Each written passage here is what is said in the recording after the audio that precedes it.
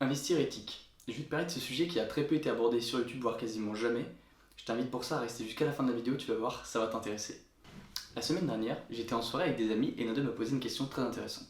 Il m'a dit: mais Owen, toi c'est super, tu investis en bourse, tu as des bons rendements, mais personnellement, moi je ne veux pas investir sur ces géants de l'industrie.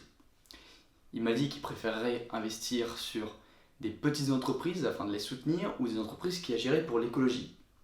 Simplement, il pensait que c'était impossible. C'est à ce moment-là que je lui ai dit que investir en bourse de manière éthique, c'était maintenant possible. Effectivement, auparavant, les petites entreprises n'étaient pas trop disponibles pour les particuliers, mais seulement pour les professionnels. Et il y avait assez peu d'actions, on va dire, d'entreprises qui agissaient pour l'écologie ou de manière éco-responsable. Seulement, tout ça a changé avec le temps.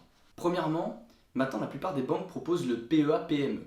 Il s'agit d'un compte comme le PEA, simplement, il vous permet d'investir sur des petites et moyennes entreprises. Il vous permet d'investir un maximum de 225 000 euros et vous pourrez majoritairement y trouver des actions françaises et quelques actions européennes. Vous y trouverez donc des entreprises de moins de 5 000 employés et avec un bilan annuel de moins de 2 milliards d'euros. Pour les avantages fiscaux, ils sont les mêmes que pour les PEA. Si vous retirez de l'argent avant 5 ans, votre PEA-PME sera clôturé.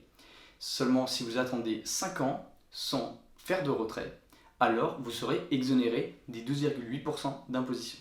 Avant d'investir sur des actions de petites et moyennes entreprises, je vous invite à bien vérifier les bilans, les fondamentaux, le PDG et la vision future de l'entreprise, car qui dit entreprise plus petite dit plus de risque de faillite, donc soyez bien sûr et certain que l'entreprise a de bons fondamentaux.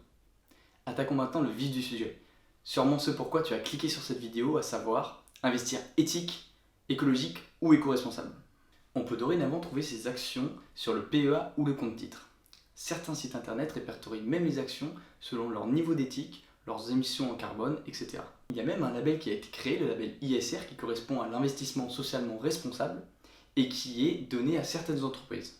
Pour avoir ce label, ces entreprises vont être auditées par des organismes extérieurs qui vont contrôler certains critères comme les critères environnementaux, sociaux ou encore de gouvernance. Je vous mets un site juste en bas en description qui compare certains ETF et actions éthiques ou éco-responsables.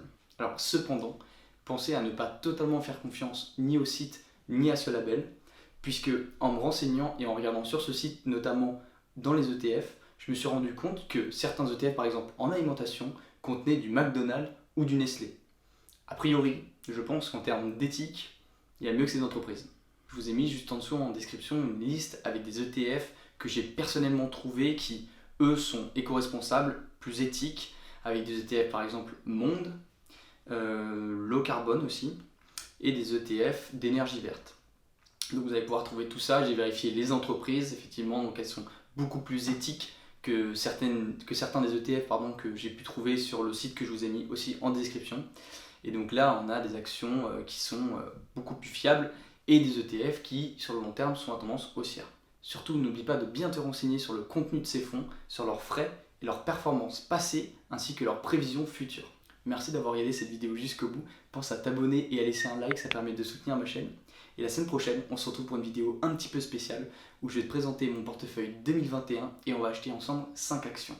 Sur ce, investis bien et nous on se dit à la semaine prochaine pour une nouvelle vidéo.